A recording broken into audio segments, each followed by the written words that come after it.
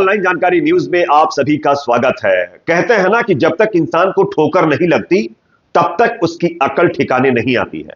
और ये जो कहावत है ये अमेरिका के ऊपर बिल्कुल सटीक साबित हो रही है। गाजा के अंदर इजराइल के द्वारा जुल्म करवाने वाले अमेरिका की अकल अब ठिकाने आ चुकी है। आप सब जानते होंगे कुदरत की मार पड़ने के बाद अब अमेरिका अपने पैर जमीन पर ला चुका है। और जहां एक तरफ जो बाइडन की विदाई हो चुकी है तो वहीं डोनाल्ड ट्रंप 47वें राष्ट्रपति अमेरिका के बन चुके हैं। लेकिन इस नए राष्ट्रपति की तरफ से यानी डोनाल्ड ट्रंप की तरफ से अमेरिका को लेकर के और तमाम देशों में चल रही जंगों को लेकर के कई बड़े फैसले लिए गए हैं। तो आगे इसी के बारे में हम आपको जानकारी देंगे। साथ ही साथ अब अमेरिका का रुख गाजा के ऊपर क्या है, कुदरत का कहर झेलने के बाद सीरिया के ऊपर क्या है, अन्य देशों में ये जो उंगली करने का काम अमेरिका करता था उस पर उसका स्टैंड क्या है, ये तमाम जानकारियां मैं आपको देने वाला हूं। 15 बड़े फैसले डोनाल्ड ट्रंप की तरफ से लिए गए हैं जो कि अपने आप में बहुत अहम है। साथ ही साथ दोस्तों खबर यह भी सामने आ रही है कि गाजा के अंदर लोगों के चेहरे पर लगातार मुस्कान देखने को मिल रही है।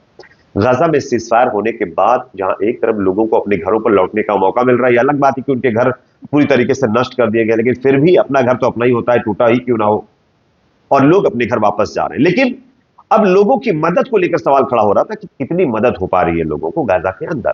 तो मैं आपको बता दूं एक नई रिपोर्ट सामने आई है जिसमें इस बात का जिक्र किया गया है कि गाजा के अंदर सीज फायर यानी कल से अब तक कितने ट्रक्स अंदर इंटर हो चुके हैं। तो चलिए मैं आपको इसके आंकड़े दिखाऊंगा, साथ ही साथ गाजा से कुछ अपडेट्स भी सामने आ रहे हैं उसकी भी जानकारी दूंगा। उससे पहले एक छोटी सी रिक्वेस्ट आपसे करूंगा, अगर ये वीडियो आपको पसंद है तो इसको लाइक जरूर करिए, चैनल पर नए हैं तो सब्सक्राइब करने के बाद बेल आइकन को प्रेस करना ना भूलें। बात करेंगे पहली और बड़ी खबर की। आप सब जानते होंगे डोनाल्ड ट्रंप एक बार फिर दुनिया के सबसे शक्तिशाली देश कहे जाने वाले अमेरिका के राष्ट्रपति की कमान संभाल ली है। उन्होंने सोमवार को अमेरिका के 47वें राष्ट्रपति के तौर पर शपथ ली।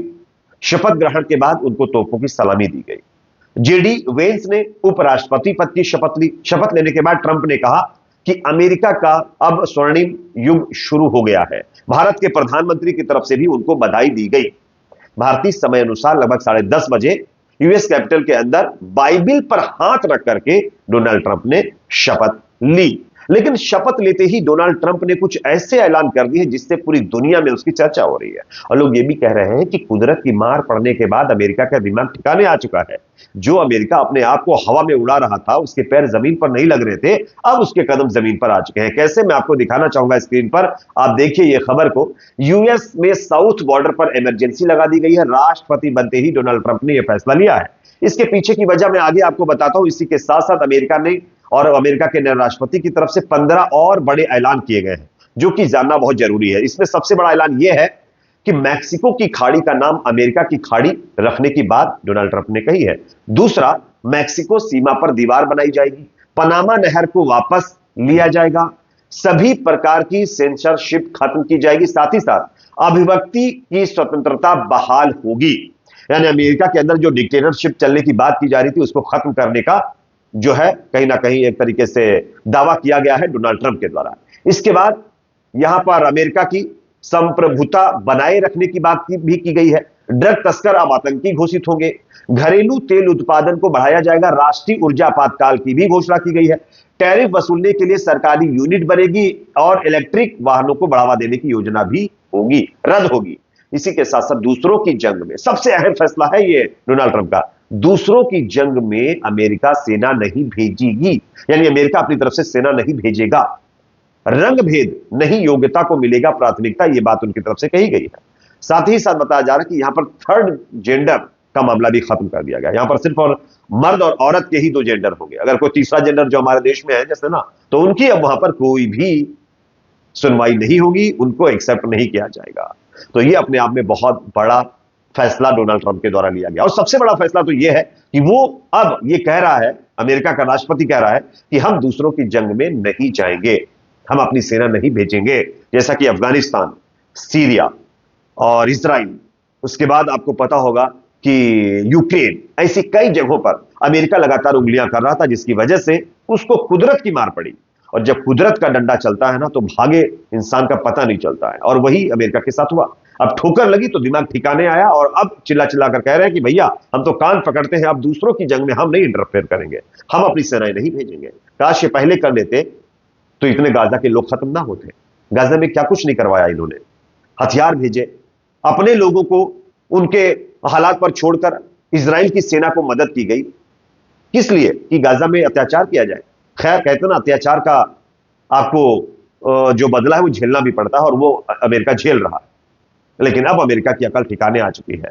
चलिए अब बात करते हैं दूसरी बड़ी खबर की, जो कि सामने दोस्तों आ रही है गजा से। गजा के अंदर आप सब जानते हैं सीज फायर हो चुका है, लोग अपने घरों पर वापस आने शुरू हो चुके हैं।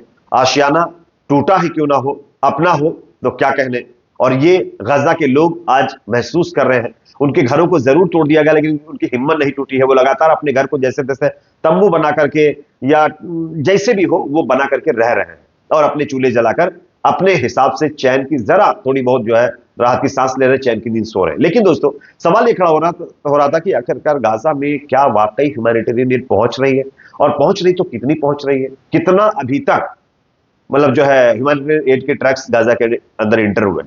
तो चलिए यहां पर अपडेट सामने आ चुकी है कि गाजा के अंदर कितने ट्रक्स अंदर पहुंचे हैं। देखिए यहां पर जो ताजा अपडेट सामने निकल कर आ रही है उसके हिसाब से 600 के करीब मदद लेकर के गाजा के अंदर ट्रक्स दाखिल हो गए, और यह आंकड़ा अब और बढ़ चुका है। जब तक मैं वीडियो रिकॉर्ड कर रहा हूं तब तक 630 से अधिक ट्रक यूनाइटेड नेशन की तरफ से मदद लेकर के गाजा पट्टी में एंट्री कर चुके हैं। संघर्ष विराम समझौते के तहत संयुक्त राष्ट्र के 630 से अधिक ट्रक मानवीय मदद लेकर गाजा पट्टी में दाखिल हुए। संयुक्त राष्ट्र के मानवीय मामलों के उप महासचिव टॉम फ्लेटर ने सोशल मीडिया पर एक पोस्ट में बताया कि रविवार को 630 से अधिक ट्रक गाजा पहुंचे, जिनमें से कम 300 ट्रक उत्तरी गाजा में मानवीय मदद लेकर पहुंचे। और फ्लेचर ने लिखा, 15 महीनों के निरंतर युद्ध के बाद मानवीय जरूरतें बहुत बड़ी हैं। और इसी के साथ साथ बताया यह भी जा रहा है कि गाजा के अंदर जिन लोगों के घरों को उजाड़ दिया गया है उनको रहने के लिए कुछ आशियाना वगैरह बनाया जा सके, ऐसे तमाम जो है बंदोबस्त भी किए जा रहे हैं। हालांकि अमेरिका ने तो आप सब जानते होंगे सीजफायर करवाया है, और अब इजराइल के प्रधानमंत्री नेतन्याहू का दिमाग एक बार फिर हटता हुआ नजर आ रहा है।